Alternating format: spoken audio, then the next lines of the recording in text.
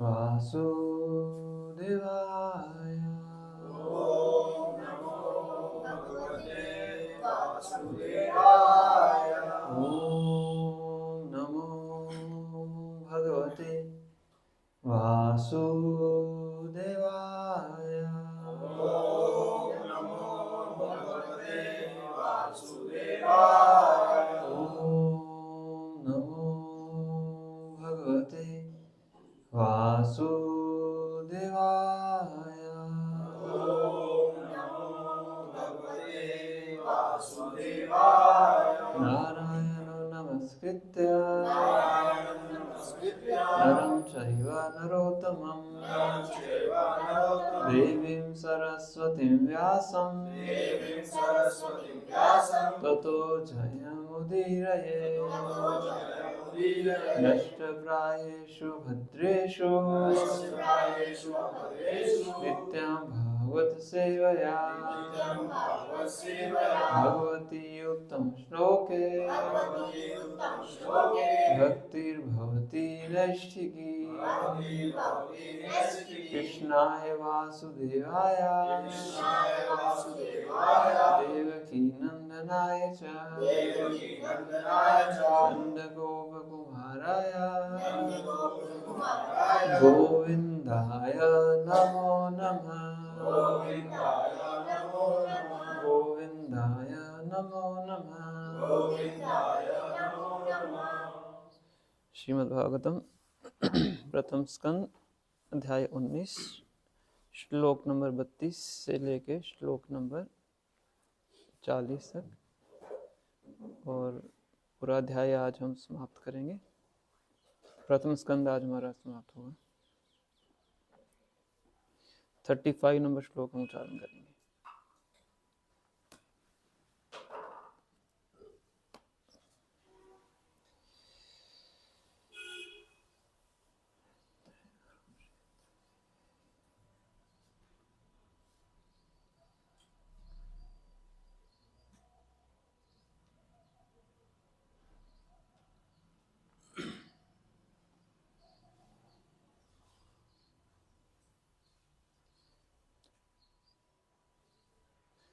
अपि मे भगवान प्रीता अपि मे भगवान प्रीता कृष्णः पाण्डुसुतप्रिया कृष्णा पाण्डुसुतप्रिया पैतृस्वस्य प्रीत्यर्थं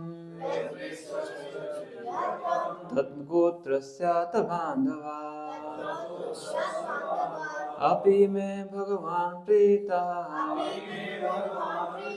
कृष्णः पाण्डुसुतप्रियः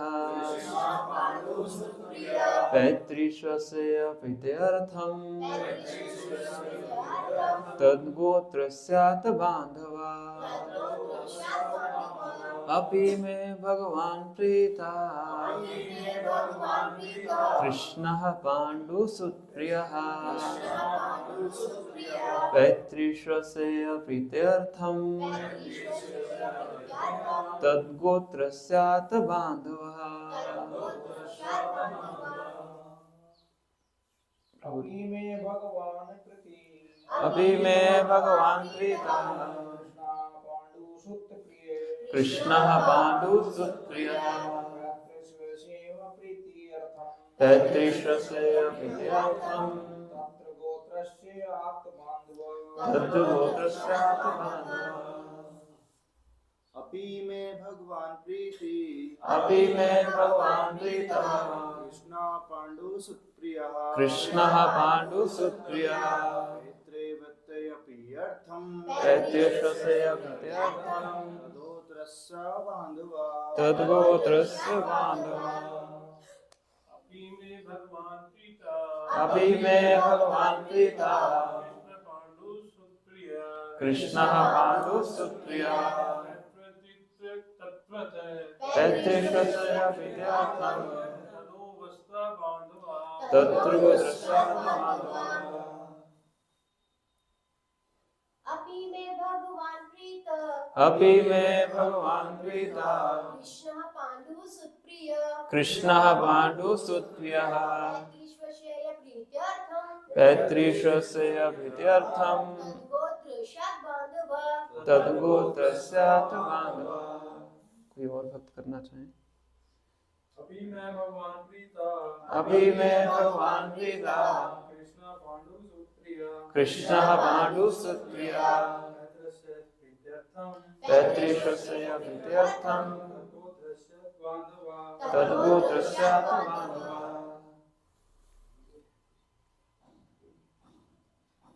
अभी मैं भगवान प्रीता अभी मैं भगवान प्रीता कृष्ण पांडु सुप्रिया कृष्ण पांडु सुप्रिया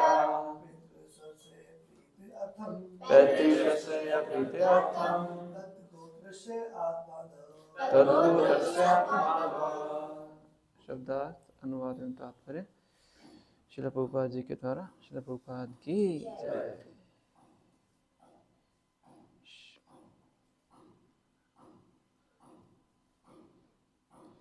अभी ही निश्चित रूप से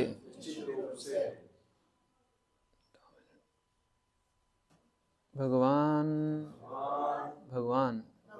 प्रीतः प्रसन्न कृष्णः भगवान पांडुसुत राजा पांडु के पुत्र प्रिय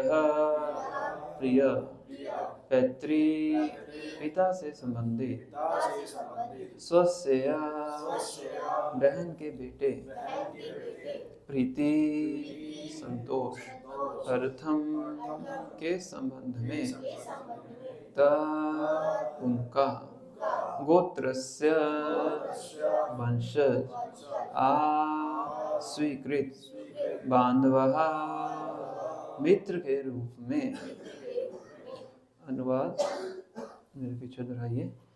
भगवान कृष्ण जो राजा पांडु के पुत्रों को अत्यंत प्रिय हैं, उन्होंने अपने महान भांजों तथा भाइयों को प्रसन्न करने के लिए मुझे भी संबंधी की तरह स्वीकार किया है। कौन बोल रहे हैं? परीक्षित महाराज कह रहे हैं। बहुत सुंदर तात्पर्य है प्रभुपाद जी ने दिया है, उसको ध्यान से सुनिए। छोटा सा है, ज्यादा बड़ा नहीं है। एक विशुद्ध अनन्य भगवत भक्त अपने परिवार की सेवा झूठे पारिवारिक मामलों में आसक्तों की अपेक्षा अधिक अच्छे ढंग से करता है। सामान्यतया लोग पारिवारिक मामलों में आसक्त रहते हैं और मानव समाज का सारा आर्थिक प्रेरक बल पारिवारिक मोह के वशीभूत होकर चलता है। ऐसे मोहग्रस्त लोगों को इतनी जानकारी नहीं रहती कि वे भगवत भक्त बनकर परिवार की अधिक अच्छी सेवा कर सकते हैं। भगवान अपने भक्त के पारिवारिक सदस्यों तथा वंशजों को विशेष सुरक्षा प्रदान करते हैं, भले ही ये सदस्य स्वयं अभक्त क्यों न हों। महाराज प्रहलाद भगवान के महान भक्त थे, लेकिन उनका पिता हिरण्यकश्यपु घोर नास्तिक तथा घोषित रूप से भगवान का शत्रु था। किंतु इतना सारा होते हुए भी हिरण्यकश्यपु को मोक्ष प्रदान किया गया, क्योंकि वे महाराज प्रहलाद का पिता था। भगवान इतने दयालु हैं कि वे अपने भक्त के परिवारजनों को सारी सुरक्षा प्रदान करते हैं, जिससे भक्त को अपने परिवार के विषय में चिंता करने की आवश्यकता नहीं रह जाती। यहाँ तक कि चाहे भक्ति करने के लिए वह ऐसे सदस्यों को छोड़ भी दे। महाराज दीक्षित तथा उनके भाई कुंती के पुत्र थे और कुंती कृष्ण की बुआ थी।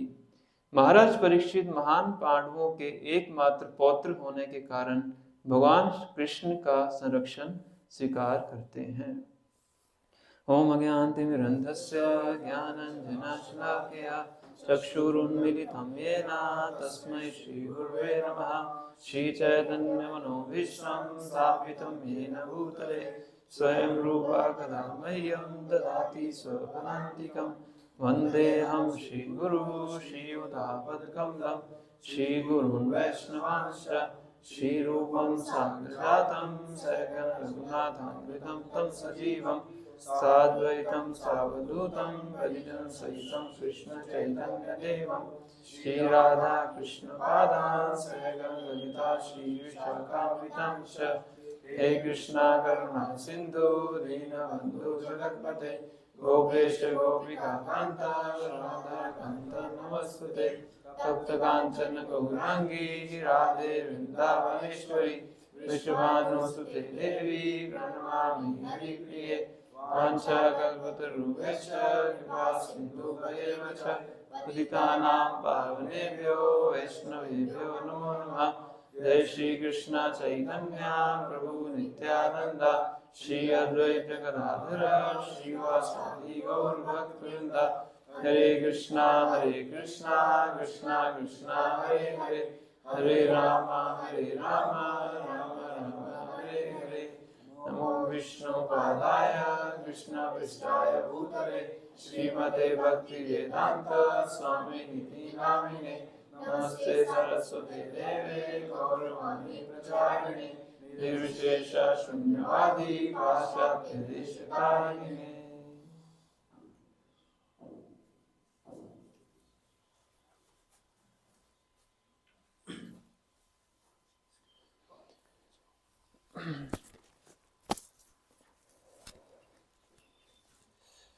हरे कृष्णा। आप सबका हार्दिक स्वागत है भागवतम कक्षा में।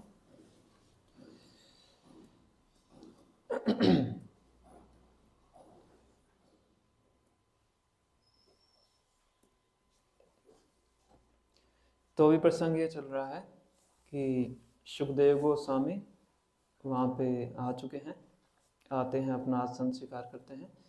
तो सुत गोस्वामी उनके रूप का वर्णन करते हैं, उनके गुणों का वर्णन करते हैं। अभी परीक्षित महाराज उनसे प्रश्न करना शुरू करते हैं। अभी 32 से लेके 40 नंबर श्लोक तक परीक्षित महाराज जी बोलेंगे, प्रश्न पूछेंगे उनसे। फिर प्रथम स्कंद हमारा समाप्त हो जाएगा।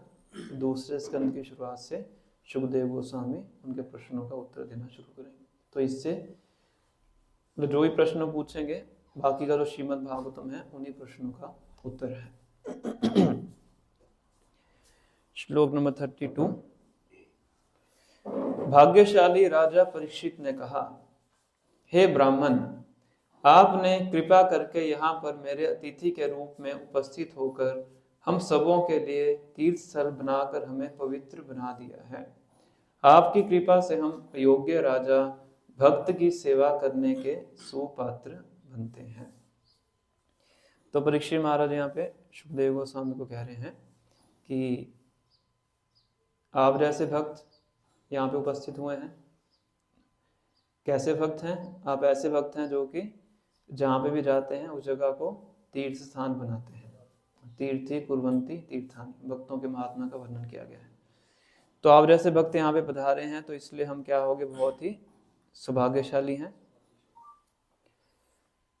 तो इसमें हम देखते हैं कि सुखदेव गोस्वामी के गुणों का वर्णन करते हैं परीक्षित महाराज, और परीक्षित महाराज के गुणों का भी पता लगता है ना। पहला गुण उनका क्या है? पहला गुण उनका है विनम्रता। अपने आप को क्या कह रहे हैं वो? अयोग्य राजा।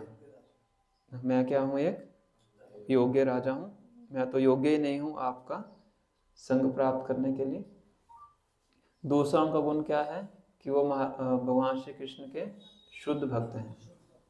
ये कैसे पता लगता है? ये उस चीज से पता लगता है कि सुखदेव गोस्वामी उनके पास आए हैं। तात्पर्य में श्रील प्रभुपाद जी इसको बहुत अच्छे तरीके से इसका वर्णन करते हैं कि सामान्यतः जो सुखदेव गोस्वामी जैसे भक्त हैं कभी भी किसी राजा से मिलने के लिए नहीं जाते हैं। इस विषय पे काफी चर्चा हो चुकी है पहले कि जो भक्त होते हैं, खासकर जो वैरागी आश्रम में होते हैं, उनको 2 श्रेणियों के लोगों से मिलना वर्जित है। कौन से 2 श्रेणी के लोग? राजा और स्त्री। तो पर सुखदेव गोस्वामी यहाँ पे किनसे मिलने आए हैं? परीक्षित महाराज से मिलने आए हैं, जो कि क्या हैं? राजा हैं। कि छोटे भूखंड के राजा नहीं है, पूरी पृथ्वी के राजा हैं। तो सुखदेव गोस्वामी मिलने आए हैं, इसी से पता लगता है कि जो परीक्षित महाराज हैं वो क्या हैं, उनकी भक्ति का जो स्तर है बहुत ही ऊंचा है। अदरवाइज सुखदेव गोस्वामी वहाँ पे आते नहीं, तो ये उनकी क्वालिटी हमें यहाँ पे पता लगती है। श्लोक नंबर 33। पहले हम एक बार सभी श्लोकों को गो थ्रू करेंगे, फिर श्लोक नंबर 35 हम चर्चा करेंगे। आपके स्मरण मात्र से हमारे घर तुरंत पवित्र हो जाते हैं, तो आपको देखने, स्पर्श करने, आपके पवित्र चरणों को धोने तथा अपने घर में आपको आसन प्रदान करने के विषय में तो कहना ही क्या। तो परीक्षित महाराज कह रहे हैं कि आपको तो देखने से, छूने से, इन सब चीज़ों से पवित्र हो जाते हैं, पर अभी तो आप यहाँ पे स्वयं आए हैं, यहाँ पे वर्ड यूज कर रहे हैं घर, इसलिए प्रभुपाद जी घर के ऊपर ही बोल रहे हैं तात्पर्य के अंदर कि कितना आवश्यक है कि जो साधुजन है वो हमारे घर पे आए। पूरा तात्पर्य तो हम नहीं पढ़ सकते हैं। तो श्रीमद् भागवतम के 7वें स्कंद में नारद मुनि गृहस्थ आश्रम की ड्यूटीज का वर्णन करते हैं। तो उनमें से एक प्रमुख जो ड्यूटी है वो बताते हैं, प्रमुख कर्तव्य बताते हैं कि उनको घर में गेस्ट रिसेप्शन करना चाहिए। गेस्ट रिसेप्शन किस चीज़ का? साधु संतों। बेसिकली गेस्ट जो शब्द है वो साधुओं के लिए ही सूचित करता है। गेस्ट का मतलब क्या होता है? अतिथि, जो बिना तिथि के आता है। तो पहले जो सन्यासी होते थे वो ट्रैवलिंग करते थे, भ्रमण करते थे, घर घर जाके प्रचार करते थे, तो उनके आने की कोई तिथि नहीं होती थी, तो इसलिए उस अतिथि के बारे में बोला था अतिथि देवो भव। ऐसे नहीं कोई घर में आके बैठ ही गया निकल नहीं रहा घर से, उनको अतिथि नहीं बोलते हैं। अतिथि बेसिकली साधु संतों के लिए शब्द इस्तेमाल किया था, या फिर और जो तीर्थयात्री भ्रमण करने जाते, पहले होटल सब नहीं होते थे उस टाइम पे, इसलिए इस संदर्भ में शब्द यूज किया जाता है। तो इसलिए हाउस होल्डर की दो प्रमुख ड्यूटीज बताते हैं नारद मुनि। पहला है चैरिटी और दूसरा है गेस्ट रिसेप्शन। तो इसलिए प्रभुपाद जी तात्पर्य में बता रहे हैं कि खास करके जो गृहस्थ हैं उनको बहुत उत्सुक रहना चाहिए अपने घर में साधु संतों को निमंत्रण देने के लिए। जैसे हम भी यहाँ पे कई बार महाराज जी को बुलाते हैं, सन्यासी आते हैं, तो भक्तों को उत्सुक रहना चाहिए कि घर में, हालांकि समय नहीं होता है, पर अपनी तरफ से हमें क्या रहना चाहिए, हमेशा उत्सुक रहना चाहिए, रेडी रहना चाहिए कि हमारे घर में आए और हम उनकी सेवा करें। परीक्षित हमारे यहाँ पे क्या कह रहे हैं कि हमारा जो घर है वो क्या हो गया, आपके आने से पूरा पवित्र हो गया है। और प्रभुपाद जी तात्पर्य में लिख रहे हैं कि साधारणतः घरों में भौतिकतावादी की चर्चाएं होती हैं या भौतिकता के ऊपर ही कार्य किया जाता है, और जब साधु संत घर में आते हैं तब वो हमारा घर क्या हो जाता है, पवित्र हो जाता है ना। इसीलिए जो भक्त हैं हमेशा ट्रैवलिंग करते रहते हैं। प्रभुपाद जी को एक रिपोर्ट ने पूछा कि स्वामी जी आपकी 70 वर्ष से ज़्यादा आयु हो गई है, तो अभी आप क्यों इतना ट्रैवल करते हैं? शायद उनके शिष्यों ने पूछा था, रिपोर्टर ने पूछा था, शिष्यों ने पूछा था। तो प्रभुपाद जी ने बोला कि मैं इसलिए ट्रैवल कर रहा हूँ ताकि आपको जन्म मृत्यु बुढ़ापा बीमारी में ट्रैवलिंग ना करनी पड़े, इसलिए मैं ट्रैवलिंग करता हूँ। 14 बार प्रभुपाद जी ने पूरी पृथ्वी का भ्रमण किया। कितनी उम्र के बाद? 70 के बाद, बस 75 ही बोल लीजिए आप, 70 में तो प्रभुपाद जी गए थे, फिर इसको खड़ा किया, वो सब किया। मेन ट्रैवलिंग तो प्रभुपाद जी उसके बाद में शुरू, जब सेंटर्स बन जाते हैं 75+ आप बोल सकते हैं, उस स्थिति में प्रभुपाद जी ने 14 टाइम्स पूरी पृथ्वी का भ्रमण किया। किस लिए? केवल प्रचार करने के लिए। श्लोक नंबर 34।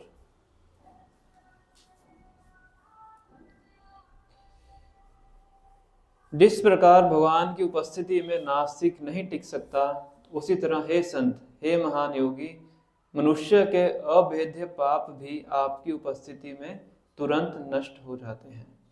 क्योंकि ऐसे भगवान के सामने नास्तिक टिक नहीं सकता है, उसी प्रकार से जो हमारे पाप हैं आपके सामने टिक नहीं सकते, मतलब खत्म हो जाएंगे। श्लोक नंबर 35 जो हमने अभी उच्चारण किया है। भगवान कृष्ण जो राजा पांडु के पुत्रों को अत्यंत प्रिय हैं, उन्होंने अपने महान भांजों तथा भाइयों को प्रसन्न करने के लिए मुझे भी संबंधी की तरह स्वीकार किया है। मेरी कोई योग्यता नहीं है। मेरी क्या योग्यता है? मैं उस वंश में हूँ, मैं पांडवों का पौत्र हूँ, इसलिए भगवान श्री कृष्ण मेरे ऊपर क्या है? दयालु है। भगवान ने क्या दया किया उनके ऊपर? हाँ, अगले श्लोक में बताएंगे। ऐसी क्या दया किया भगवान ने उनको? अन्यथा अगर भगवान मेरे ऊपर कृपा नहीं करते, अन्यथा भगवान कृष्ण की प्रेरणा के बिना यह कैसे संभव है कि आप स्व इच्छा से यहाँ प्रकट हुए, जबकि आप सामान्य लोगों से ओझल रहकर विचरण करते हैं और हम मरण आसन्नों को दृष्टिगोचर नहीं होते। क्या प्रूफ है कि मेरे ऊपर भगवान ने कृपा की है कि आप यहाँ पे आ गए? क्योंकि नॉर्मली आप जैसे संत यहाँ पे नहीं आते हैं, तो भौतिक जगत से बिल्कुल ही अलग रहते हैं।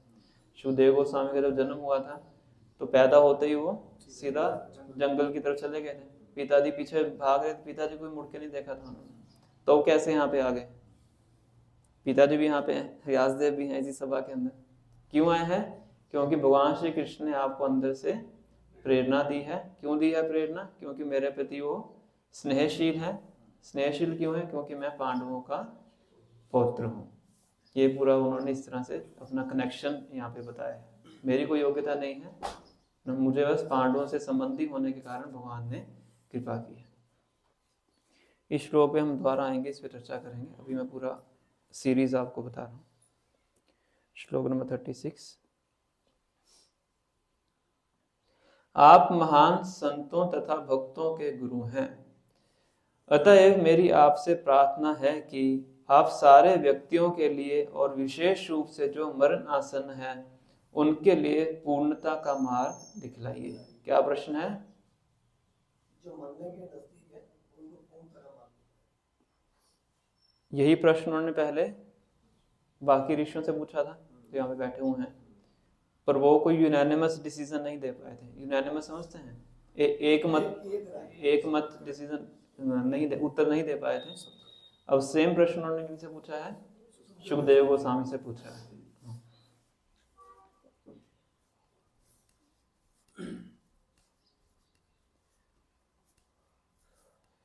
तो प्रभुपाद तात्पर्य में वर्णन करते हैं कि अगर कोई भक्त गंभीर है, उसके हृदय में वास्तविकता में जिज्ञासा है भगवान को जानने के लिए, तो भगवान उसका जो संपर्क है एक प्रमाणिक गुरु से करवाते हैं। इफ डिवोटी इज सिंसियर, अगर वो गंभीर है, शुद्ध है, उसकी इच्छा पवित्र है, तो भगवान क्या कर देते हैं? उसका संपर्क एक प्रमाणिक गुरु से करवा देते हैं। और अगर वो गंभीर नहीं है, अगर उसके हृदय के अंदर शुद्धता नहीं है या धोखा है, सस्ता चाहिए, उसको सस्ती भक्ति चाहिए, तो क्या करेंगे? प्रभुपाद जी बोलते हैं, this world is full of cheaters and cheated. तो उसको किससे, उसकी भेंट किससे होगी? चीटर से होगी। वही प्रभुपाद तात्पर्य में वर्णन करेंगे। मूर्ख गुरु और ढोंगी गुरु और मूर्ख चेला दोनों नरक में ठेलम ठेला। गुरु ढोंगी है और चेला क्या है? मूर्ख है। दोनों कहाँ जाएंगे? नरक में जाएंगे। पर अगर उसके हृदय में शुद्ध इच्छा है और वो गंभीर है, सच में भगवान को प्राप्त करना चाहता है, तो भगवान क्या करेंगे? उसकी भेंट एक प्रमाणिक गुरु से करवा देते हैं। क्योंकि भगवान सबके हृदय में है परमात्मा के रूप में, गुरु के हृदय में भी है परमात्मा के रूप में, तो परमात्मा उनको अपने आप ऐसी प्रेरणा देंगे कि वो उनके दोनों को आपस में भेंट हो जाएगी। जैसे यहाँ पे क्या कह रहे हैं परीक्षित महाराज? भगवान की प्रेरणा से आप यहाँ पे आए हैं। परीक्षित महाराज ने कुछ फोन नहीं किया था, कोई पत्र नहीं भेजा था, कोई अनाउंसमेंट नहीं की उन्होंने मीडिया के ऊपर। सुखदेव गोस्वामी अपने आप ही आए हैं। क्यों आए हैं? क्योंकि भगवान ने हृदय से उनको प्रेरणा दी है। ये सेम चीज श्री चैतन्य महाप्रभु रूप शिक्षा में श्रील रूप गोस्वामी को बताते हैं चैतन्य चरितामृत के अंदर। यही रूपे ब्रह्मांड भ्रमिते कोनो भाग्यवान जीव गुरु कृष्ण प्रसादे पाए भक्ति लता बीज। किस पूरे ब्रह्मांड में जो जीवात्माएं हैं ऊपर नीचे दाएं बाएं कूद रहे हैं। प्रभुपाद जी बोलते थे jumping like cats and dogs. Jump लगा रहे हैं, कभी ऊपर के लोकों में, कुछ पुण्य कर्म करके स्वर्गलोक में चले गए, कभी पाप करके हम नीचे पताल में नरक वगैरह में चले गए, और कभी इस धरती के ऊपर ही हम विचरण कर रहे हैं। कितने जन्मों से? अनंत जन्मों से। ब्रह्मांड भ्रमित है, पूरे ब्रह्मांड का क्या कर रहे हैं? भ्रमण कर रहे हैं। इस पूरे भ्रमण के अंदर कभी जब उसका सौभाग्य उदय होता है, भाग्यवान जीव, भाग्य जब उसका उदय होता है तो क्या होता है? गुरु कृष्ण प्रसादे पाए भक्ति लता बीज। गुरु और कृष्ण की कृपा से उसको भक्ति करने का एक बीज प्राप्त होता है। मतलब वो जीवात्मा की भेंट किससे हो जाती है? गुरु से हो जाती है। क्यों होती है गुरु से? कृष्ण प्रसादे, भगवान कृष्ण की कृपा से। कृष्ण की कृपा से गुरु मिलते हैं और गुरु की कृपा से कृष्ण मिलते हैं। दोनों का आपस का संबंध है। इसलिए गुरु को बोला जाता है साक्षात हरित्वेन समस्त शास्त्र। सभी शास्त्र में बोला गया है कि जो गुरु हैं वो भगवान श्री कृष्ण के बहुत ही समीप हैं। किंतु प्रभोर्या प्रिय एव तस्य, भगवान श्री कृष्ण को बहुत ही प्रिय है। इसलिए जैसे भगवान ने प्रेरणा दी, सुखदेव गोस्वामी यहाँ पे आके प्रकट हो गए।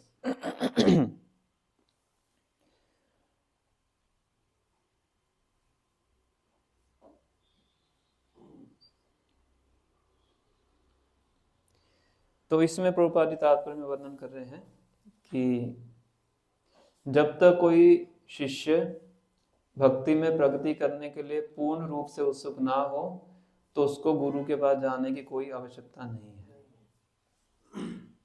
कई बार प्रभुपाद जी बोलते थे, do not keep Guru as a fashion. Bharat में थोड़ा अच्छा माना जाता है ना गुरु हो, तो एक फैशन के लिए गुरु को स्वीकार करने की आवश्यकता नहीं है। गुरु को क्यों स्वीकार करना है? जब भक्ति में प्रगति करने की तीव्र इच्छा हो तब गुरु स्वीकार करना चाहिए। अदरवाइज गुरु के पास जाने की कोई आवश्यकता नहीं है। गुरु कोई बीमारी ठीक करने के लिए नहीं है, आपके व्यवसाय को प्रगतिशील करने के लिए नहीं है ना, आपके भौतिक जीवन को सुधारने के लिए नहीं है। गुरु किसके लिए है? आपकी आध्यात्मिक प्रगति के लिए है।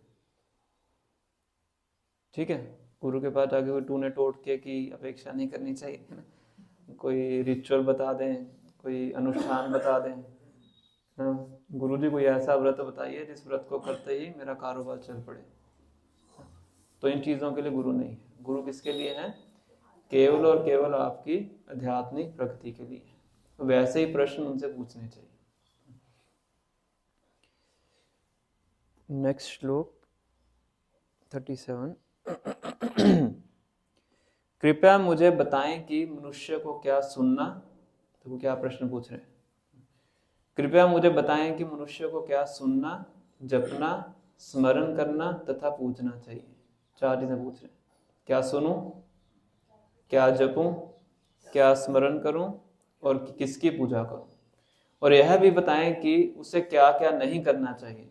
क्या नहीं सुनूं, क्या नहीं जपूं, क्या स्मरण नहीं करूं और किसकी पूजा ना करूं। यह भी बताइए कि बद्ध जीव को दोनों चीजें पता होनी जरूरी है।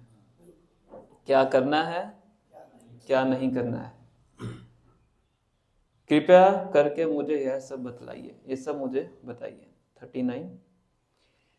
हे शक्ति संपन्न ब्राह्मण, कहा जाता है कि आप लोगों के घर में मुश्किल से उतनी देर भी नहीं रुकते जितनी देर में गाय दूही जाती है। वैदिक टाइम पे क्या होता था कि हर गृहस्थ के घरों में गायें होती थी। प्रभुपाद लिख रहे हैं कम से कम 10 गायें होती थी।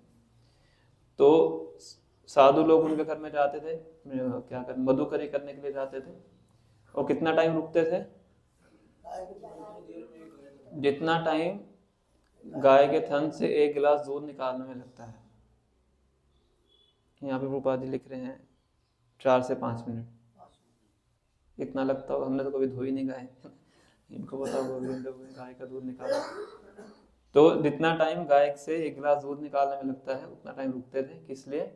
ताकि वो गाय का दूध ले। उसके बहाने क्या करें, जो घर के सदस्य हैं उनको भगवान के बारे में कुछ बताएं।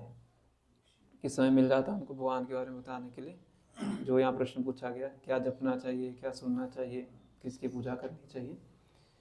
तो इसलिए ऋषि महाराज कह रहे हैं कि ऐसा ना हो कि आप जल्दी से चले जाएं, क्योंकि आप जो संत हैं कितनी देर रुकते हैं, 4-5 मिनट ही रुकते हैं, जितना टाइम गाय का दूध निकालने में लगता है। ऐसा ना हो कि आप यहाँ से चले जाएं, इसलिए जल्दी से मुझे इन प्रश्नों का उत्तर दीजिए। ऐसा ना हो कि बोल दें कि टाइम हो गया है ना, मुझे जाना है। क्या कीजिए, मुझे इन 2 प्रश्नों का पहले उत्तर दीजिए। उनको ये नहीं पता कि आगे 7 दिन चलने वाली है कथा, पर वो इस प्रकार से वो सोच रहे थे। प्रभुपाद तात्पर्य में दूध की महिमा का भी वर्णन करते हैं कि जो गाय का दूध है उसके 1 गिलास में इतने न्यूट्रिएंट्स होते हैं कि एक व्यक्ति का जीवन निकल सकता है। पूरे दिन में अगर 1 गिलास गाय के दूध का पिया जाए तो उसका पूरा जीवन अच्छे से उसका पोषण हो सकता है। प्रभुपाद जी गाय के दूध को बोलते थे मिरेकल फूड। मिरेकल फूड मतलब मिरेकल को चमत्कारी भोजन, गाय का जो दूध है। 1 किलो का क्या है? 1 गिलास में शेर, 1 शेर। इसमें 1 शेर लिखा हुआ है। हाँ, 1 शेर लिखा हुआ है, 1 शेर 1 किलो का बना। हाँ नहीं, ये तो उन्होंने ये लिखा हुआ है कि किसी भी साधु को एक शेर दूध देने से हिचक नहीं दिखाता, कि जो ग्रस्त होता है साधु को 1 शेर दूध देने के लिए कोई भी हिचक नहीं दिखाता है। जो मैं ये कह रहा हूँ कि प्रभुपाद जी कहते थे कि 1 गिलास जो दूध है वो इतना उसके अंदर न्यूट्रिएंट्स होते हैं कि आपका पूरा पोषण उससे मिल सकता है। ये प्रभुपाद जी की स्टेटमेंट है। और प्रभुपाद जी खुद भी हर रोज रात को गाय का दूध लेते थे 1 गिलास, और सबको बोलते भी थे। इसलिए फार्म कम्युनिटीज प्रभुपाद जी ने शुरू की, काउ प्रोटेक्शन वो सब प्रभुपाद जी ने शुरू किया। ये अलग विषय है वर्णाश्रम धर्म, इस पे प्रभुपाद जी बहुत इच्छा थी इसको स्थापित करने के लिए। श्लोक नंबर 40। श्री सुत गोस्वामी ने कहा, इस तरह मीठी भाषा का प्रयोग करते हुए राजा ने बातें की तथा प्रश्न किए। तब व्यासदेव के पुत्र जो महान तथा शक्ति संपन्न पुरुष एवं धर्मवेता थे, उन्होंने उत्तर देना प्रारंभ किया। इस प्रकार श्रीमद् भागवतम के प्रथम स्कंद के अंतर्गत सुखदेव गोस्वामी का प्रकट होना नामक 19वें अध्याय के भक्ति तात्पर्य पूर्ण हुए। तो यहाँ पे प्रथम स्कंद हमारा समाप्त होता है। तो अभी हम जो श्लोक हमने उच्चारण किया था, श्लोक नंबर 35, उस पर चर्चा करेंगे। बेसिकली मैंने आपको सभी श्लोकों के बारे में बताया था इसके अंदर। उसका तात्पर्य एक बार दोबारा पढ़ते हैं, फिर चर्चा करेंगे।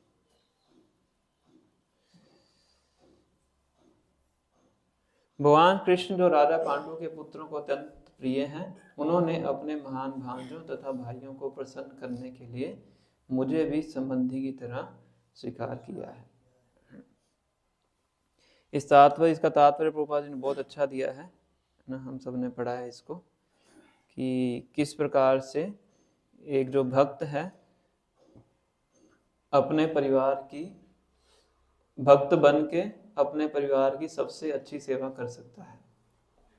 3 मुख्य पॉइंट्स हैं इसके अंदर, इसके ऊपर चर्चा करने का प्रयास करेंगे। फर्स्ट पॉइंट है, one can render better service to family by becoming a devotee. भक्त बन के हम परिवार की सर्वोच्च सेवा कर सकते हैं। दूसरा पॉइंट है, भगवान है भक्तों के परिवार के सदस्यों को बहुत ही विशेष सुरक्षा प्रदान करते हैं, जैसा प्रभुपाद जी तात्पर्य में वर्णन कर रहे हैं। थर्ड पॉइंट है कि एक भक्त को कभी भी अपने परिवार के सदस्यों के वेलफेयर की चिंता नहीं करनी चाहिए। 3 पॉइंट्स प्रभुपाद जी तात्पर्य में बता रहे हैं। थोड़ा सा इसके ऊपर चर्चा करेंगे। अच्छा, घड़ी खराब है, वही देख रहे हैं टाइम कैसे हो गया। ठीक है, 15-20 मिनट हम इसी पॉइंट पे चर्चा करेंगे। फर्स्ट पॉइंट है कि हम भक्त बन के अपने परिवार की सबसे बड़ी सेवा करते हैं। कैसा होता है ऐसे? कई बार तो लोगों को उल्टा लगता है कि भक्त बन के तो इसने गलत काम कर दिया। तो अगर आप भक्त बने हैं तो अपने परिवार की सर्वोच्च सेवा कैसे कर रहे हैं? जन्म मृत्यु के चक्कर से। ठीक है, वो तो बहुत बड़ा टारगेट हो गया। सबसे बड़ी बात है कि हम लोगों को विनम्रता आ गई, और जो है दूसरे का दिल ना दुखाए, कुछ दिल अच्छा ना बोले, तो तो ये सब चीजें हमें भक्त बनने से मालूम है। बहुत अच्छा पॉइंट है ना, दुनिया में जो तो ऐसे ही चल रहे हैं। जो इन्होंने पॉइंट बताया वे सेंसिटिविटी का पॉइंट है कि भक्त बन के हम और ज़्यादा संवेदनशील होते हैं दूसरों के प्रति, दूसरों की भावनाओं के प्रति। तो इसीलिए ज़्यादा अच्छे तरीके से परिवार की सेवा कर सकता है एक भक्त, किसके बजाय? अभक्त के बजाय। एक बार एक लेक्चर में एक डिवोटी थे, उन्होंने कथा सुनाई थी, सच्ची घटना सुनाई थी, कथा तो नहीं घटना थी, कि एक व्यक्ति होता है, वो इंडिया के बाहर रहता होता है, उसकी माता भारत में रहती है। तो एक बार मिलने के लिए आता है मदर के पास, और मदर की इच्छा रहती है कि आए आए, आता नहीं, बाहर विदेश चला गया। तो एक बार आता है विदेश से वापस घर, तो माता को बोलता है कि मैं तुम्हें अपने साथ विदेश लेके जाऊंगा। क्या, कहाँ लेके जाऊंगा? विदेश। माता खुश हो जाती है, पुत्र के साथ रहूंगी और विदेश में रहूंगी। तो ऐसा करते हैं, सारा जितनी भी यहाँ पे संपत्ति है अपने गांव में सबको हम बेच देते हैं। तो सब कुछ करा करो के 1-2 महीने के अंदर जितना होता सब कुछ संपत्ति बेच के धन वगैरह अपना बटोर लेते हैं, चले जाते हैं एयरपोर्ट पे। और एयरपोर्ट पे मदर को क्या बोलता है कि आप थोड़ा बैठे यहाँ पे टेबल पे, मैं टिकट्स वगैरह लेके आता हूँ। उनको क्या पता टिकट्स वगैरह क्या होते हैं, मदर कभी विदेश गई नहीं थी। तो वहाँ से फ्लाइट पकड़ के वो किसके साथ? धन के साथ जो लैंड कर, मदर वहीं पे बैठी रही। समझ रहे हैं?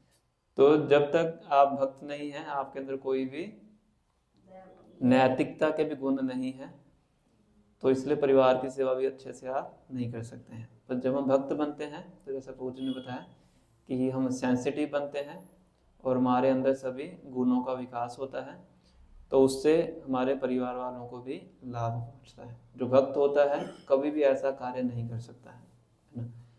ठीक है, और पॉइंट बताइए, कोई और डिवोटी बताइए, कैसे भक्त बन के हम परिवार की ज़्यादा अच्छे सेवा कर सकते हैं? जैसे भगवान को भोग लगाते हैं, तो प्रसाद बनाते हैं, तो सबको प्रसाद खिलाते हैं। बहुत अच्छा पॉइंट। हम भक्त बनते हैं तो पूरी फैमिली को उसका प्रभाव पड़ता है। आप घर में रहेंगे तो जब भी करेंगे, जब करेंगे, अगर परिवार के सदस्य जब नहीं भी करते हैं, अपने कानों में तो आवाज आएगी, और थोड़ा बहुत चिल्लाएंगे भी आपके ऊपर, है तो रोज कृष्णा कृष्णा करता रहता है, इसी बहाने बोलेंगे भी ना। जब भी देखो क्या करता रहता है, हरे कृष्णा करता रहता है। तो हरे कृष्णा तो बोला ना उन्होंने। तो जैसा माता जी ने बताया है कि प्रसाद बनाएंगे तो उनको प्रसाद भी खाने को मिलेगा, है ना। इसलिए प्रभुपाद जी के शिष्य हैं, गृहस्थ आश्रम में हैं, तो कहते हैं कि अगर किसी परिवार में स्त्री भक्त बन जाती है तो पूरा परिवार ऑटोमेटिकली भक्त बनता है। क्यों? क्योंकि सबको प्रसाद पाने को मिलेगा, तो सब जब प्रसाद पाएंगे तो भक्त बनेंगे। तो ये भी एक बेनिफिट है। और अगर कोई परिवार में भक्त बनता है तो उसके भक्त बनने से दूसरे परिवार के सदस्यों को भी भक्तों का संग प्राप्त होता है। होता कि नहीं? जैसे जुहू में एक भक्त हैं गौरांग प्रभु, काफी ने शायद नाम सुना, और फेमस भी हैं यूट्यूब के ऊपर। तो वो एक भक्त की कथा सुनाते हैं, मे भी आपने सुनी, बहुत काफी लेक्चर्स में सुनाते हैं कि जुहू में कोई युवा था, वो ब्रह्मचारी आश्रम ज्वाइन करता है। तो ब्रह्मचारी आश्रम ज्वाइन किया तो उनके पिताजी आ गए कि क्यों हमारे बेटों को आपने यहाँ पे रखा है, उसको भेजिए घर, ये कोई अभी भक्ति करने की उम्र है, भक्ति तो 50 साल के बाद करनी चाहिए। तो उन्होंने पूछा कि आपकी कितनी उम्र है? वो कहते कि मेरी 55 है। कहते ठीक है, आप रुक जाओ, इसको हम घर भेज दें। तो उन्होंने थोड़ा सोचा, कहते ठीक है इसको रख लो, मैं घर जा रहा हूँ वहाँ पे। समझने के बाद में वही भक्त बने ही होंगे। पॉइंट क्या है कि बच्चे के बहाने उनको भी किसका संग प्राप्त हो गया? एक साधु का संग प्राप्त हुआ ना। तो भक्तों के बहाने परिवार के सदस्यों को भी क्या मिलता है? भक्तों का संग मिलता है। घर में प्रोग्राम करवाते हैं तो भक्तों का संग मिलता है, या उनको मंदिर खींच के ले आते हैं तो भक्तों का संग मिलता है। तो ये उनका बेनिफिट है। और बताइए। सबसे बड़ी बात तो जो दास वाली है, पहले हम बहुत सी बहुत करते रहते हैं, कि हम किसी को समझते नहीं है। जब मालूम पड़ता है कि सुप्रीम पावर कृष्णा है तो उसके बाद थोड़ा सा अपना स्वभाव जो है थोड़ा नीचे डाउन आ जाता है कि भाई हम तो कुछ भी नहीं।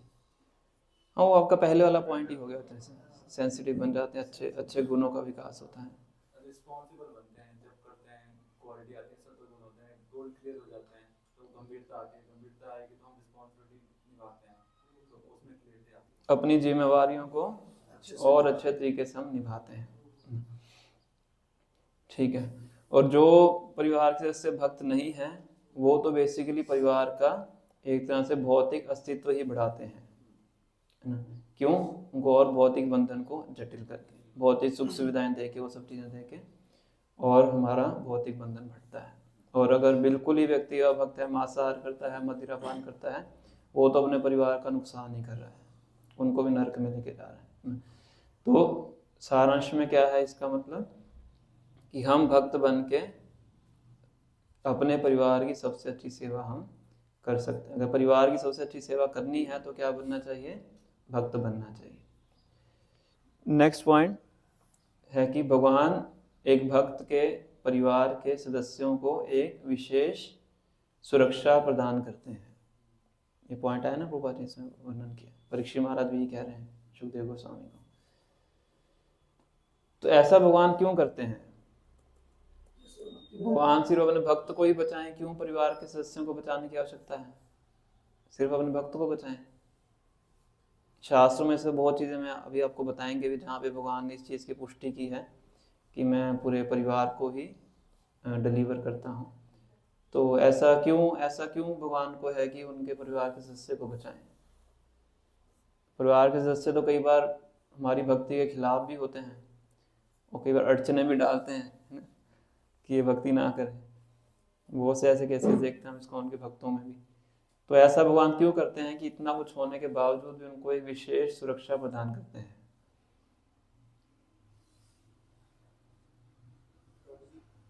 ऐसा होता है ना कि परिवार में अगर किसी एक को दुख होता है ना, फिर पूरा परिवार डिस्टर्ब होता है उससे, और किसी के एक के बुरे कर्म वो उसको भोगेगा ना, पूरा परिवार साथ भोगता है उसको। तो आप ये कह सकते हो कि अगर परिवार को कष्ट पहुंचेगा तो भक्त को भी कष्ट पहुंचेगा, कि भक्त का संबंध किससे है? उन परिवार के सदस्यों से है, भौतिक रूप से स्किन के संपर्क में है संबंध। तो इसीलिए भक्त को बिल्कुल भी कष्ट ना पहुंचे, तो ये भी भगवान क्या करते हैं, उसके परिवार के सदस्यों को भी भगवान प्रोटेक्शन देते हैं। और दूसरा है कि भगवान का अपने भक्त से इतना स्नेह है कि उससे संबंधित भी जो लोग हैं उनसे भगवान का स्नेह होता है। जैसे बोलते हैं ना, if you love me love my dog, अगर मुझसे प्रेम करते हो तो मेरे कुत्ते से ही प्रेम करो। तो ये भगवान स्व इच्छा से ही भक्तों के जो परिवार के सदस्य हैं उनको भी ये विशेष सुरक्षा प्रदान करते हैं। जैसे चैतन्य चरितामृत में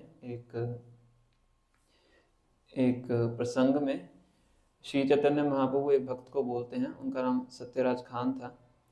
तो कहते हैं कि मुझे तुम्हारे गाँव के जितने भी सदस्य हैं, जितने भी लोग हैं, सब क्या हैं? बहुत ही प्रिय हैं, सबका उद्धार करूंगा।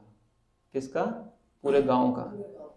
तो ये भी बोल के महाप्रभु को संतुष्टि नहीं हुई, तो कहे तुम्हारे गांव में जितने कुत्ते भी हैं, जितने जानवर भी हैं, कुत्ते भी हैं, उन सबका भी मैं क्या करूंगा? उद्धार करूंगा। ऐसे श्रीवास ठाकुर को बोलते हैं कि तुम्हारे घर में जितने भी सदस्य हैं, तुम्हारे घर में जितने भी नौकर हैं, उन सबका ही मैं क्या करूंगा? उद्धार करूंगा। उसमें प्रभुपाद जी वर्णन करते हैं कि अगर हम किसी शुद्ध भक्त के किसी भी तरीके से संपर्क में आ जाएं तो हमारा उससे उद्धार होना निश्चित है। जैसे नौकर हैं, उनका क्या संबंध है? उनका तो धन से संबंध है, पर क्योंकि श्रीवास ठाकुर के घर में है नौकर, तो महाप्रभु क्या कह रहे हैं? मैं उनका भी उद्धार करूंगा। जैसे तात्पर्य प्रभुपाद जी प्रहलाद महाराज और हिरण्यकश्यप का उदाहरण दे रहे हैं। हिरण्यकश्यप तो कितनी अड़चने डालते थे प्रहलाद महाराज के, उसने मूवी देखी है सबने, है ना? तो भारत में सब बच्चा भी जानता है, बहुत प्रचलित कथा है।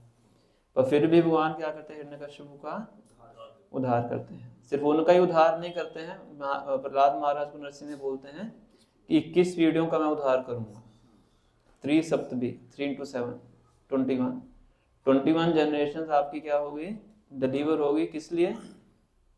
यत साधु से कुले जातु, क्योंकि इस कुल में तुम्हारे जैसे साधु क्या हो गया है, पैदा हो गया। जंगल में एक चंदन का पेड़ हो तो पूरा जंगल क्या हो जाता है, सुगंधित हो जाता है। बाकी सब चाहे नीम के ही पेड़ क्यों ना हो, एक चंदन का पेड़ होता है तो पूरा जंगल सुगंधित हो जाता है। इसी प्रकार से जिस कुल में आपके जैसे साधु पैदा हो गया है, प्रहलाद महाराज को कह रहे हैं भगवान वही कुल पावना, उसका पूरा कुल क्या हो गया है, पावन हो चुका है। तो ये दूसरा पॉइंट था कि भगवान अपने भक्तों के परिवार के सदस्यों को एक स्पेशल सुरक्षा प्रदान करते हैं। थर्ड पॉइंट है भक्त के लिए, a devotee has no need to bother about the welfare of his family member. एक जो भक्त है उसको अपने परिवार के सदस्यों के वेलफेयर के लिए चिंतित नहीं होना चाहिए, चाहे वो अपने परिवार के सदस्यों को छोड़ के ही क्यों ना चला जाए। वो तात्पर्य लिख रहे हैं कि चाहे वो परिवार के सदस्यों को छोड़ के चला गया, फिर भी उसको अपने परिवार के सदस्यों के वेलफेयर की चिंता नहीं करनी चाहिए। क्यों नहीं करनी चाहिए, क्योंकि मैं करूँगा। तो ये भक्त को आश्वासन दे रहे हैं कि तुम चिंता मत करो, तुम अपना क्या करो, भक्ति पे ध्यान दो।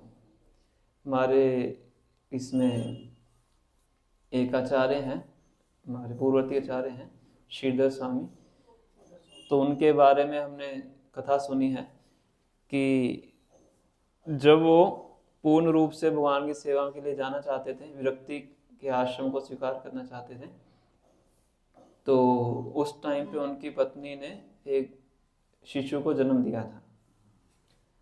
उस टाइम वो सोच रहे थे कि मैं जाऊं कि ना जाऊं, बच्चे का पालन पोषण कौन करेगा।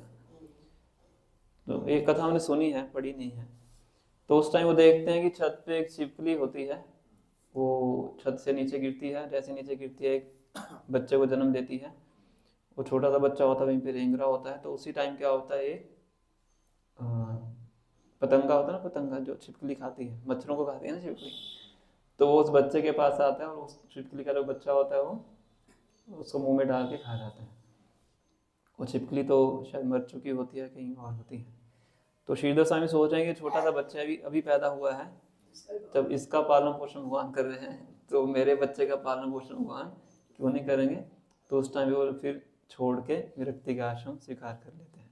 ये उनके बारे में हमने कथा सुनी है। तो प्रभुपाद जी भी एक बार अपने शिष्यों के सामने बता रहे थे कि मेरे गुरु महाराज मुझे सपने में आके बोलते थे कि तुम संन्यास लो, और मैं थोड़ा डरता था कि अभी मैं भी कैसे रहूँगा, मेरे परिवार के सदस्य मेरे बिना कैसे रहेंगे। तो कहते अब देखो मुझे संन्यास लिए हुए इतना टाइम हो गया है, वो भी अपना जीवन जी रहे हैं, मैं भी अपना जीवन जी रहा हूँ। समझ रहे पॉइंट क्या है कि जो भगवान है भक्त के परिवार के सदस्यों का विशेष प्रकार से ध्यान रखते हैं, तो भक्त को चिंतित होने की आवश्यकता नहीं है। इसमें कई बार एग्जाम्पल दिए जाते हैं कि जैसे कोई व्यक्ति किसी आज के टाइम पे बोला जाए तो मल्टीनेशनल कंपनी में काम करता है, अच्छी कंपनी में काम करता है, तो कंपनी उसका मेडिकल इंश्योरेंस भी करवाती है, उसका लाइफ इंश्योरेंस भी करवाती है, और भी जो चीज़ें हैं बच्चों की पढ़ाई का इंतज़ाम भी करती है, सब कुछ करती है। तो ये तो एक भौतिक कंपनी है, भौतिक जगत की एक सीमित मात्रा वाली छोटी सी कंपनी है। पर भगवान क्या है, इस जगत से परे हैं, सर्वशक्तिमान है। जब एक छोटी सी कंपनी अपने एम्प्लॉय का इतना ध्यान रख सकती है, अब जो व्यक्ति भगवान को समर्पित होकर सेवा कर रहा है तो भगवान क्या उसका ध्यान नहीं रखेंगे। कई बार ऐसा एग्जाम्पल दिया जाता है। तो ये प्रभुपाद यहाँ वर्णन कर रहे हैं कि किस प्रकार से जो भक्त होता है कभी भी चिंतित नहीं होता है अपने परिवार के पालन पोषण के लिए। ध्रुव महाराज को नंद और सुनंद दोनों विष्णु पार्षद हैं भगवान के, वो लेने के लिए आते हैं कि अब आपका समय पूरा हो गया, हम आपके लिए वैकुंठ से विमान लेके आए हैं, उस विमान में बैठो और हमारे साथ कहाँ पे चलो, वैकुंठ में चलो। चौथे स्कंद में कथा आती है। तो ध्रुव महाराज बैठ जाते हैं विमान के अंदर। विमान अभी उड़ने वाला होता है तो उनको अपनी मदर की चिंता होती है। उनकी मदर का क्या नाम था, सुनीति, जो ही उनको भगवान विष्णु की आराधना करने के लिए जंगल में भेजती। तो नंद और सुनंद समझ आते हैं कि इनको किनकी चिंता हो रही है, मदर की चिंता हो रही है। तो वो उनको ऊपर दिखाते हैं कि ऊपर भी एक और विमान उड़ रहा होता है कहते हैं कि इसमें आपकी मदर है, आपसे पहले वो जा रही है। समझ रहे हैं? मतलब क्या है कि एक भक्त को चिंता करने की आवश्यकता नहीं है। ऐसे बहुत से प्रसंग हैं। द्वारका में गए थे, नरसिंह मेहता की हमने बहुत सी स्टोरी सुनी थी कि किस प्रकार से वो बेटी की शादी करनी थी और वो जाते हैं किसी जगह पे कुछ काम करने के लिए, और वहीं पे कोई उनको कहता है थोड़ा सा भगवान का भजन सुना दो तो जो सुनाने लगते हैं ऐसे 4-5 घंटे ऐसे निकल जाते हैं, उनको याद ही रहता है कि बेटी की शादी चल रही थी, कुछ काम करने हैं। फिर जब वो वापस आते हैं देखते हैं कि उनकी पत्नी बोलती है कि आप ऐसे ऐसे, आपने सब कुछ आप ही ने किया था, आपने शादी करवाई थी, ऐसे करवाई थी। बेसिकली कौन आए थे? भगवान करने के लिए आए थे। वो चलो उस स्तर के भक्त हैं, बड़ा अच्छा उनका जगह थी जहाँ पे हम द्वारका में गए थे। तो इस तरह से हम ये 3 पॉइंट रूपादि वर्णन करते हैं।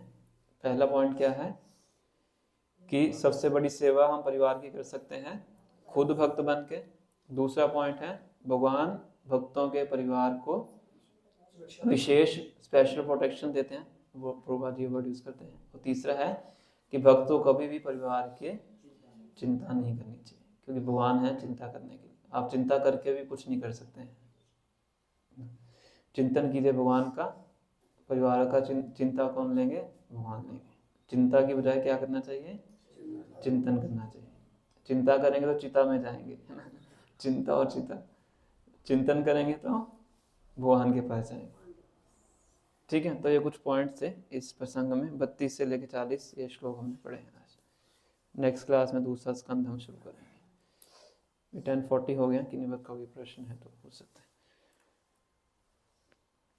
प्रभु एक बार और सुना रहे थे, बोले कि जब मैं कथा कह रहा था तो मेरी बहनें भी बैठी थी, तो उनको ये मालूम पड़ा कि परिवार का भला हो जाता है, तो बोले भाई तुम भक्ति मत छोड़ना, भक्ति करते रहना हमारा काम चलता रहेगा पर इतना समझ पाना भी कई बार कठिन हो जाता है, क्योंकि हम नॉर्मली हम भौतिक स्तर पे सोचते हैं। भगवान की जो वंशज है जो भी है एक भक्त होता है, तो अगर जो पंच पांडव की रिलेशन में कृष्ण है तो कृष्ण इनडायरेक्टली दुर्योधन के भी कुछ रिलेशन बनता है इनडायरेक्टली। तो मेरा क्वेश्चन है कि कुछ क्वालिटी जैसे आपने बताया कृष्ण कुमार की विनीत भाव है, कृपा पाने के लिए कुछ वो होना चाहिए तभी तो मिलेगा, वंशज होने में ही मिलेगा। जैसे प्रहलाद महाराज जी भी बताया कि मेरे तुम्हें क्या चाहिए, मेरे पिता को क्षमा कर। तो उस तरह की जैसे प्रभु जी बताए गौर और पाप, तो कुछ तो करना पड़ेगा, वंशज होने में ही मिलेगा। अब वंशज होने से एक तरह से वो भगवान के स्नेह के पात्र बन जाते हैं। जैसे बानासुर हैं, वो भी बलि महाराज के उसमें आते हैं, वंश में आते हैं। प्रहलाद महाराज के पुत्र विरोचन थे, विरोचन के पुत्र बलि महाराज से, और बलि महाराज के आगे लाइन में ही बानासुर आते हैं।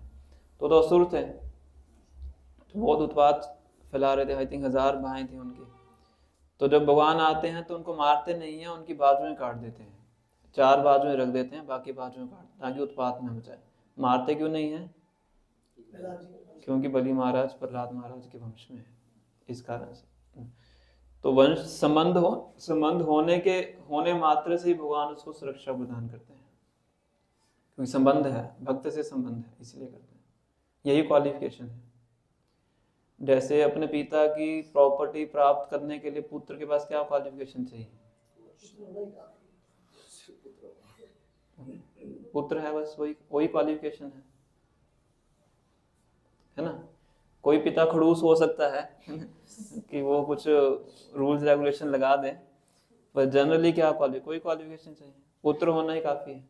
फिर भगवत गीता में ये बताया है कि लाखों करोड़ों में एक को ही ये मिलता है जो उसी भक्ति करता है। हाँ, तो फिर एक करेगा तो ये तो सारे परिवार हो गए, जुड़ गए, तो लाखों करोड़ों में तो ये। हाँ, तो भक्त नहीं बने ना, उनको बेनिफिट मिलेगा, स्पेशल प्रोटेक्शन दिया ना भगवान ने। भक्त तो एक ही बना है ना, उसका बेनिफिट इतने लोगों ने उठाया ही बोल सकते हो, और भक्त तो एक ही बना है। अब मोदी जी प्रधानमंत्री बने हैं पर उनके भाइयों को रिस्पेक्ट नहीं दी। नहीं मोदी जी अच्छा तो वो समझाने के लिए है। समझाने के लिए। अगर मोदी जी नहीं देना चाहते हैं उसको रेस्पेक्ट नहीं मिलेगा। आज भी वो राशन दुकान में है, आप अगर वो पॉइंट बोलते हो, आज भी वो राशन दुकान चलाते हैं, उसको कोई रेस्पेक्ट नहीं देता है। वो आज भी आता है अपने टैक्सी में जाते हैं, उसको कोई गाड़ी नहीं बेचते। लेकिन दिवाली में आ जाएगा वो- That is the decision made by हाँ, मोदी जी। वो फैसिलिटीज की बात हो गई, पर लोग ये तो मानेंगे ना कि वो उसका उससे संबंधित है ना। ये तो एक भौतिक उदाहरण है ना, वो समझाने के लिए है। उदाहरण को अगर हम उसका सर्जरी करेंगे उदाहरण का, है ना, तो उससे स्पिरिचुअल सब्जेक्ट मैटर समझ नहीं पाएंगे। एग्जाम्पल मतलब एक तुलना देके समझाने के। अगर प्रभु जी उनके भाई बहनों के साथ अगर कुछ गलत होगा तो प्रशासन तो सुनेगा सबसे पहले। एनीवे एग्जाम्पल में हम नहीं जाएंगे। पॉइंट ये है कि कोई भक्त से संबंधित है तो भगवान उसका स्पेशल केयर करते हैं। पॉइंट ये है। जैसे कि हमें चिंता नहीं करनी चाहिए, भगवान प्रोटेक्शन करते हैं जब भक्त बन जाता है। तो अभी हम शुरुआत में भक्ति में आए, 16 माला कर रहे हैं, तो वो चिंता होती है परिवार में किसी को कुछ हो जाए, तो हम अपनी चिंता कैसे नहीं कर सकते? क्योंकि अगर हम चिंता करेंगे तो भक्ति में तो मन लगेगा नहीं, किसी के बारे में सोचेंगे, भगवान का चिंतन नहीं होगा, तो इसको हम कैसे कम कर सकते हैं? चिंता को, हाँ, चिंता को दूसरे के लिए। तो ये ऐसे प्रसंग पढ़ के चिंता को कम कर सकते हैं, इसलिए प्रसंग है। भगवान ने खुद डिक्लेयर किया है, विश्वास करो। कौन्त्या प्रतिजाने ही नामे भक्तः प्रणश्यति, कि मेरे भक्त का विनाश नहीं हो सकता है। तो हम अपनी भक्ति को जितना अच्छे से करेंगे, यही यथा मां प्रपद्यन्ते, भगवान ये भी कहते हैं, जितना अच्छे से भक्ति को करेंगे उतना ही उसका जो प्रभाव है हमारे ऊपर पड़ेगा और हमसे संबंधित लोगों के ऊपर पड़ेगा। इस तरीके तो अपनी भक्ति को अच्छे से करें और उसके साथ साथ जो हमारी ड्यूटीज हैं उसको अच्छे से फुलफिल करें। इसको करने के बाद कोई चिंता नहीं करनी चाहिए। उससे ज़्यादा आप कर नहीं सकते कुछ, उसके ज़्यादा कुछ कर सकते हो नहीं कर सकते। तो जो आपके हाथ में उसको कीजिए, और बाकी कहते हैं do your best and leave the rest. अपना बेस्ट कीजिए, बाकी भगवान पे छोड़ दीजिए, भगवान तो एनीवेज करेंगे। ठीक है।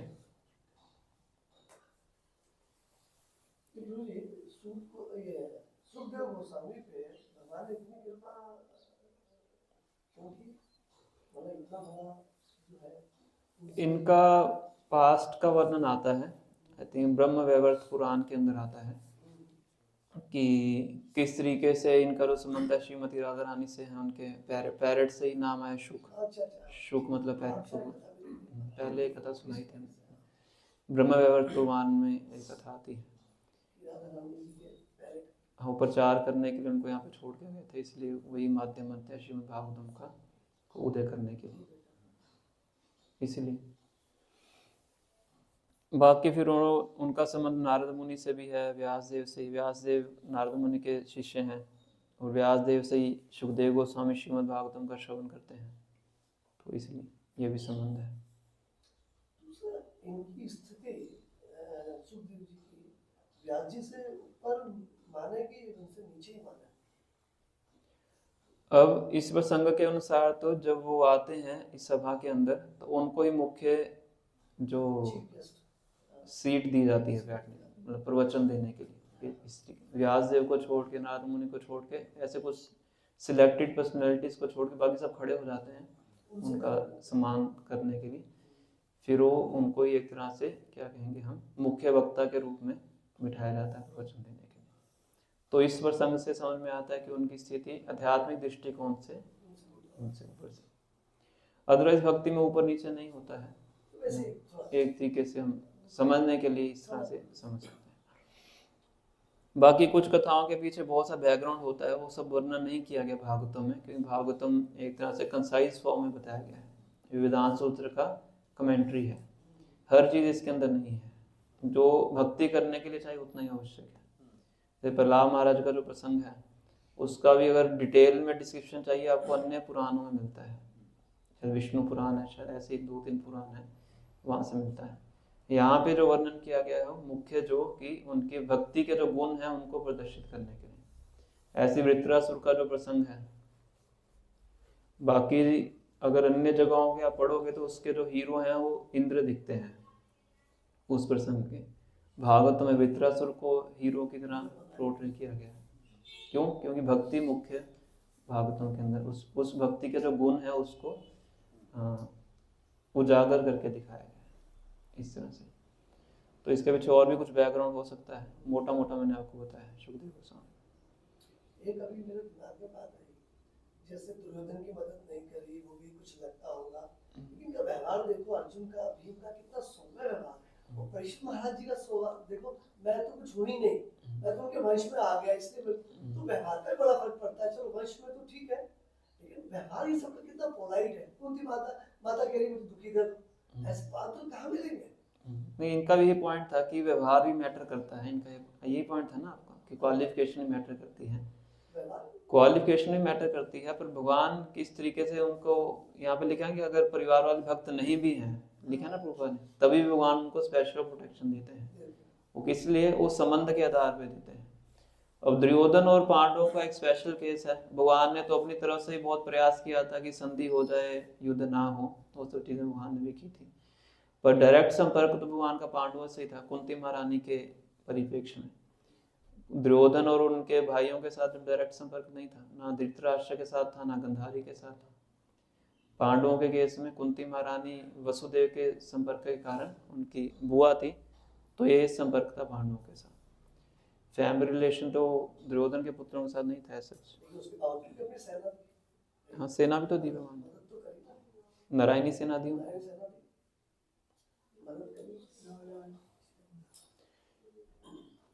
ठीक है, और मेन पॉइंट है कि वंशज होना भी अपने आप में क्वालिफिकेशन है। पॉइंट ये है ना। तो चैतन्य चरितामृत में मोघा का पास टाइम भी आता है, जो चैतन्य महाप्रभु की निंदा भी करते हैं अमोघ, पर सारूम भट्टाचार्य के दामाद होते हैं, तो भगवान उसको बचाते भी हैं। मरने वाले होते हैं, बचाते भी हैं, भक्ति भी देते हैं, उनको भक्ति प्रदान करते हैं। क्यों? क्योंकि उनके दामाद थे इसलिए। ठीक है, श्री राधिका भगवान की, कृष्ण राम की, रघुनाथ सुधा महारानी की, की, जगत गुरु श्री भगवान की, हरे कृष्णा कृष्णा कृष्णा हरे हरे, हरे राम राम राम हरे हरे।